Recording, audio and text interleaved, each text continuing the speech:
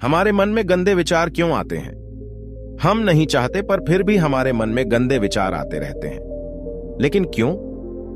मन ही हमारा सबसे बड़ा दोस्त और मन ही हमारा सबसे बड़ा शत्रु है। जब हम अपने मन के हिसाब से चलते हैं तो मन हमें भटका देता है, और जब हम मन को संतुलित कर लेते हैं तो हम अपनी जिंदगी में सब कुछ पा लेते हैं। हम अपने मन में आने वाले गंदे विचारों को रोकने की कोशिश करते हैं, पर जितना हम रोकते हैं उतने ये विचार हमारे अंदर प्रवेश करते जाते हैं। आप जिस चीज से जितना दूर भागोगे उतनी ही वह चीज आपके पास आएगी। इसीलिए उस चीज से भागो मत, बल्कि उस पर संतुलन कायम रखो। एक बार एक युवक गौतम बुद्ध के पास आया और गौतम बुद्ध से बोला, हे बुद्ध, मेरे मन में इतने गंदे विचार क्यों आते हैं? मैं नहीं चाहता कि मेरे मन में गंदे विचार आएं, पर मेरे मन में हमेशा काम वासना के विचार चलते रहते हैं और मैं इनके बारे में सोच सोच कर बहुत परेशान हूं। मेरी ऊर्जा और समय ये सब सोचने में ही नष्ट हो जाते हैं, और ये सब विचारों की वजह से मैं कभी कभी शांत नहीं रह पाता और मैं हमेशा ही स्त्रियों को देखकर मोहित हो जाता हूं, अपने आप को रोक ही नहीं पाता। बुद्ध मुस्कुराए और उन्होंने उस युवक से पूछा, क्या तुम्हें पता है कि यह काम वासना होती क्या है? फिर लड़के ने उत्तर दिया और कहा, बुद्ध, मुझे तो नहीं पता कि काम वासना होती क्या है, परंतु हां, ये जो भी है बहुत बुरी चीज है। फिर बुद्ध ने उस युवक से कहा, सबसे पहले तो तुम्हें यह समझना है कि प्राकृतिक रूप से जो भी चीज हमारे अंदर है वह बुरी नहीं है। हमारे जीवन में उसकी कुछ न कुछ जरूरत होती है। वासना कोई बुरी बात नहीं है, यह हमारे मन की एक भावना है जो हमें किसी न किसी चीज की कमी का एहसास करवाती है, और फिर हम उस चीज को पाने के लिए उस चीज की ओर आकर्षित हो जाते हैं। जैसे अगर तुम्हारे पास धन की कमी है तो तुम में धन पाने की वासना उत्पन्न हो जाएगी। इसका मतलब यह नहीं कि वासना बुरी है, बल्कि यह तो हमारे मन के एक प्रकार की जरूरत का एहसास है, और जब यह जरूरत शारीरिक हो तो हम इसे काम वासना कह देते हैं। युवक ने गौतम बुद्ध को कहा, बुद्ध, मुझे काम वासना का मतलब तो समझ में आ गया, पर आप मुझे यह बताइए कि यह आती कहां से है और कैसे आती है?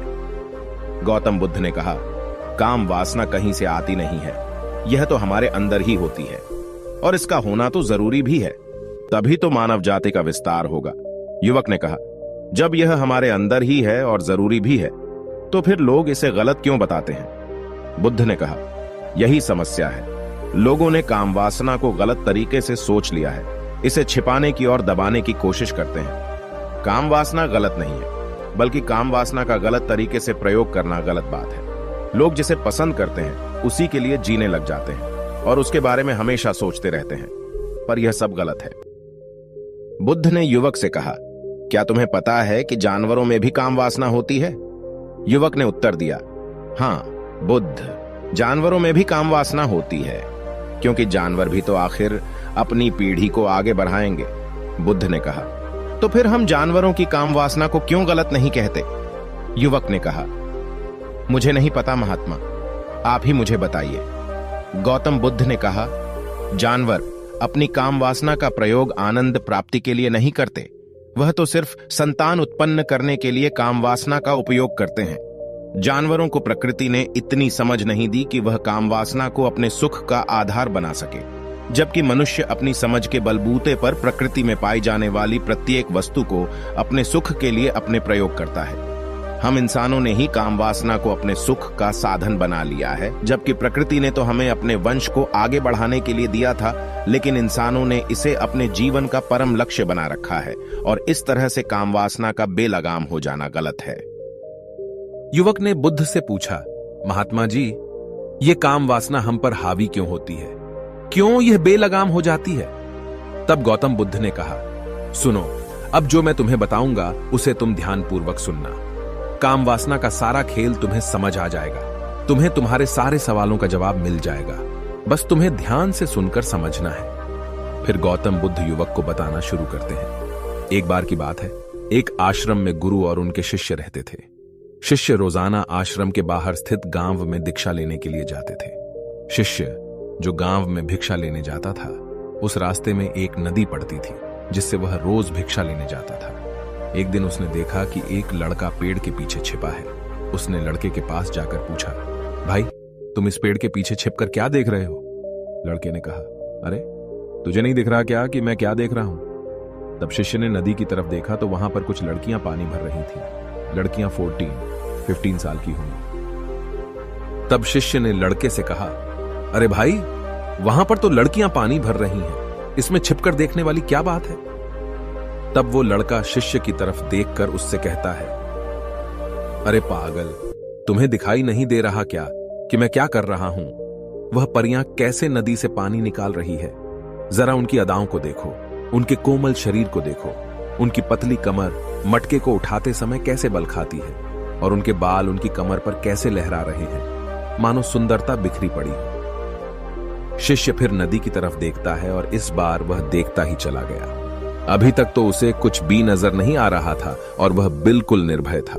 उसे किसी बात का कोई डर नहीं था, लेकिन अब वह छुपने लगा और उन लड़कियों को देखने लगा जैसे उसने कोई अपराध कर दिया हो। और जब वो छुपकर उन लड़कियों को देख रहा था तभी वो अंदर से कांप गया और उसने कहा कि यह मैं क्या कर रहा हूं? मैं जो भी कर रहा हूं वह सही नहीं है, मुझे यहां से चले जाना चाहिए। और फिर वह जल्दी से वह से चला जाता है। फिर वह आश्रम पहुंच जाता है। आश्रम जाकर वह अपने कार्यों में लग गया, लेकिन जो अभी वह देख कर आया था वही उसकी आंखों के सामने बार बार आ रहा था। उसके मन में वही दृश्य चल रहा था। उसका मन वही सब कुछ देखने के लिए ललचा रहा था। उसका किसी भी काम में मन नहीं लग रहा था। सुबह होते ही वह रोज भिक्षा के लिए आश्रम से जल्दी निकल जाता और नदी के पास वाले पेड़ के पास जाता जहां वह लड़का पहले से मौजूद रहता था। उसके साथ मिलकर लड़कियों को छुपकर देखता था। अब वह रोज ऐसा करने लग गया। उसका मन अब किसी भी काम में नहीं लगता था। वह हमेशा किसी न किसी प्रकार के विचारों में उलझा रहता था। वह आश्रम के कार्यों को भी ठीक ढंग से नहीं कर पा रहा था। न वह ठीक से सो पाता था और न ठीक से खाना खा पाता था। उसका मन बेचैन सा रहता था। उसका मन बार बार उन लड़कियों के सौंदर्य को देखने के लिए ललचाता था। जब गुरु भिक्षा देते तब भी उसका मन कहीं और विचारों में खोया रहता था। गुरु ने अपने शिष्य की इन हरकतों को देखा। तब एक दिन गुरु ने शिष्य को अपने पास बुलाया और कहा, आज से मैं भी तुम्हारे साथ भिक्षा मांगने चलूंगा। तुम और मैं साथ साथ भिक्षा मांगने चलेंगे। तभी शिष्य ने गुरु को मना करते हुए बोला, नहीं गुरुदेव, आप परेशान क्यों हो रहे हो? मैं अकेले ही ठीक से भिक्षा मांग सकता हूं। गुरु ने शिष्य से कहा, ठीक है, तुम अकेले ही भिक्षा मांगने जाओ। इसके बाद शिष्य भिक्षा मांगने निकल गया। शिष्य के जाने के बाद गुरु भी आश्रम से निकल गए और शिष्य का पीछा करने लगे कि वह कहां जाता है, किससे मिलता है। यह सब देखने के लिए उसके पीछे पीछे चलने लगे। थोड़ी दूर जाने के बाद गुरु ने देखा कि उनका शिष्य एक लड़के के साथ एक पेड़ के पीछे अपराधी की तरह छिपा हुआ है और छिपकर कुछ देख रहा है। गुरु भी अपने शिष्य के पीछे जाकर खड़े हो गए, यह देखने के लिए कि आखिर उनका शिष्य क्या देख रहा है जिसके लिए वह पेड़ के पीछे अपराधियों की तरह छिपा पड़ा है। गुरु ने देखा कि उनका शिष्य पेड़ के पीछे छिपकर लड़कियों को देख रहा है जो नदी से पानी भर रही है। तभी गुरु ने शिष्य से कहा, क्या तुम लड़कियों से भी भिक्षा लोगे? गुरु की आवाज सुनकर शिष्य का मन घबराया और उसके पसीने छूटने लगे। वह थर थर कांप रहा था, जैसे किसी चोर को पकड़ते समय रंगे हाथों पकड़ लिया हो। उसकी हालत खराब हो गई। वह कुछ भी नहीं बोल पा रहा था।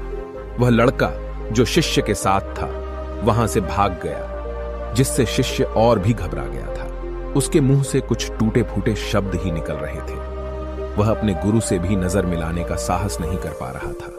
गुरु ने शिष्य की ओर देखा और कहा, मेरा शिष्य तो निर्भय है, उसे तो किसी भी चीज का डर नहीं है, लेकिन ये क्या, तुम तो डर के मारे कांप रहे हो। शिष्य ने गुरु से कहा, मुझे माफ कर दो, इसमें मेरा कोई दोष नहीं है। उस लड़के ने मुझे बहका दिया था, लेकिन मैं आपसे वादा करता हूं कि आज के बाद मैं कभी दोबारा ऐसा नहीं करूंगा। मुझे माफ कर दो। गुरुदेव ने कहा कि कोई बात नहीं, पर इस बात का तुम ध्यान रखो कि हम जैसी संगति करते हैं वैसा ही फल हमें प्राप्त होता है। हम जैसे संगति करते हैं उनके विचार हमारे अंदर प्रवेश करते हैं। इसीलिए अच्छी संगति करो ताकि तुम्हारे अंदर अच्छे विचार प्रवेश करें। फिर गुरु और शिष्य आश्रम लौट आए और फिर से आश्रम के कार्यों पर ध्यान देने लगे।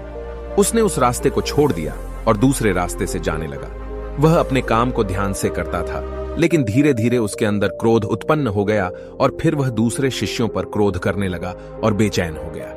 अब वह सही समय पर भोजन भी नहीं करता था। वह भोजन भी बहुत कम खाता था।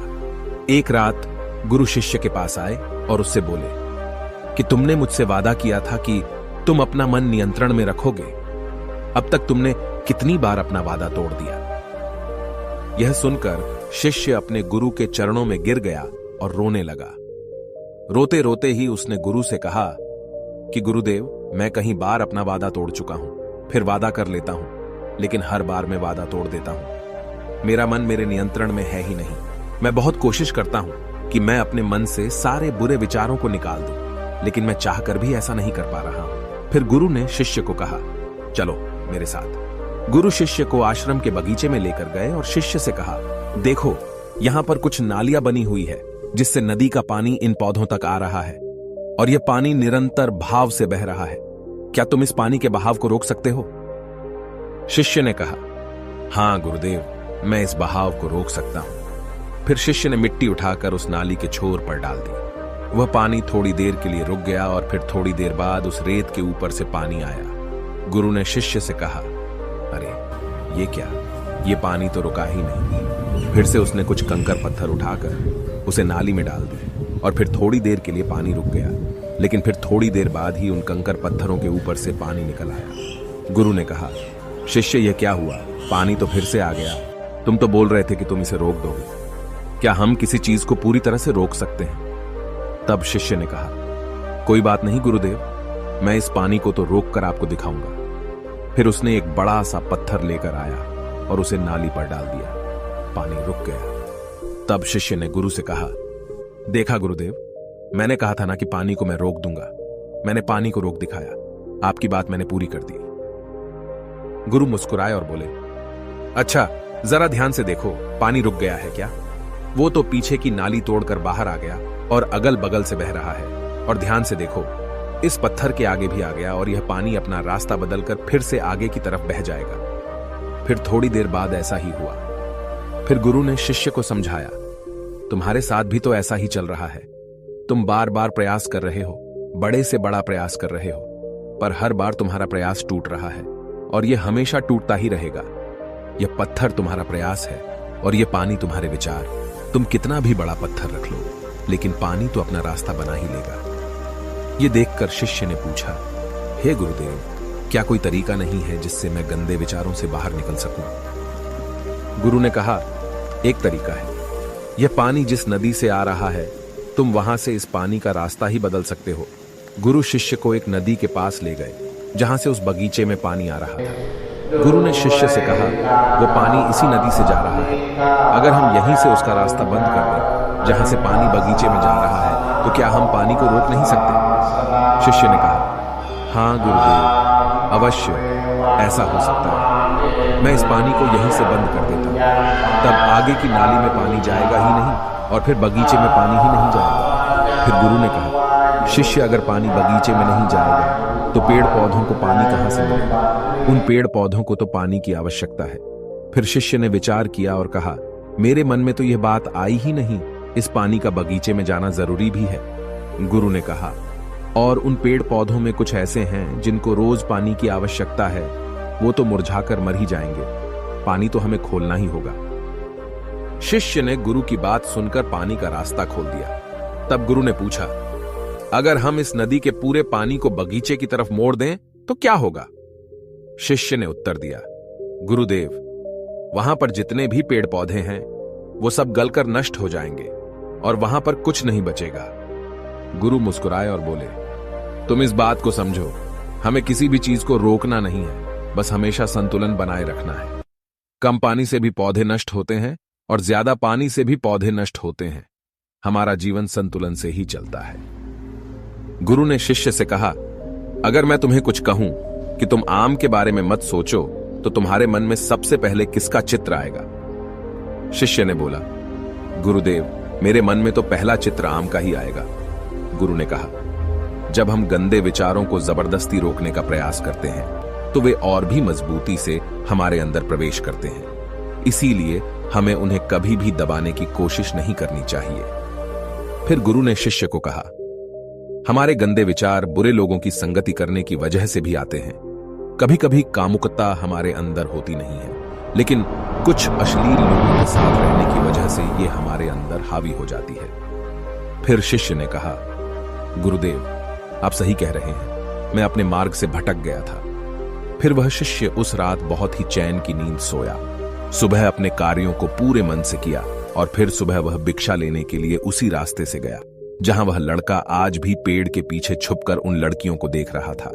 वह शिष्य उसे नदी पर गया जहां वह लड़कियां पानी भर रही थीं। उसने उन लड़कियों से पानी मांगा और उन लड़कियों में से एक लड़की ने उसे पानी पिलाया और उसे शिष्य के चरण छुए। शिष्य ने उसे आशीर्वाद दिया कि तुम्हारा कल्याण हो, जिससे कि मानसिकता सकारात्मक ऊर्जा से भर जाए। उसके चेहरे पर मुस्कान आ गई थी, जैसे कि उसे कुछ खोया हुआ वापस मिल गया हो। वह वापस अपने रास्ते से जाने लगा। तभी पीछे से वह लड़का आ गया जो पेड़ के पीछे छुपा हुआ था। वह शिष्य के पास आया और बोला, क्या बात है, आज तो तुमने नजदीक से दर्शन कर लिए, तुम तो मुझसे भी आगे निकले। तब शिष्य ने कहा, हम हमेशा दूसरों के दर्शन करने में ही व्यस्त रहते हैं, अपने दर्शन कर ही नहीं पाते। तुम कब तक इस पेड़ के पीछे छुपाते रहोगे? किसी को पसंद कर लो, उसे बोल दो। अगर वो भी तुम्हें पसंद करती है तो शादी कर लो और उससे पहले तुम कुछ बन जाओ। अपने आप को पहचान लो, ऐसे अपना समय बर्बाद मत करो। फिर वह लड़का रोज उस शिष्य से मिलने लगा और उसने लड़के को नदी पर न जाने के लिए प्रेरित किया। और फिर वह लड़का अपने जीवन में कुछ बनने के लिए संघर्ष करने लगा। तो तुमने देखा कि संगति का असर क्या होता है। अपनी संगति बदलो, अपने विचार बदलो। गुरु ने शिष्य से पूछा, क्या तुम्हें अपने सभी सवालों का उत्तर मिल गया? तब शिष्य ने कहा, हाँ महात्मा जी, आपका धन्यवाद। तब गुरु ने शिष्य से कहा कि जब तुम्हारे मन में गंदे विचार आए तब तुम अपने आप को दोषी मत मानो। यह शरीर है और यह सब इसने हजारों वर्षों से सीखा है। एक केवल तुम्हारे सोच लेने से या शपथ लेने से यह टूटने वाला है नहीं, लेकिन तुम्हारे पास वो शक्ति है, वो ऊर्जा है जिसका तुम्हें संतुलन उपयोग करना है। तुम एक जीवित ऊर्जा हो जो कुछ भी अनुभव करने के लिए स्वतंत्र है। इसीलिए तुम अपने आप को पहचानो। इस कहानी से हमें यह सीख मिलती है कि हमारे विचारों का महत्व कितना अधिक होता है। हमारे विचार ही हमारे भविष्य की दिशा को निर्धारित करते हैं। हमें सकारात्मक विचारों को अपने मन में पूरी शक्ति के साथ अपनाना चाहिए ताकि हम सही दिशा में आगे बढ़ सकें।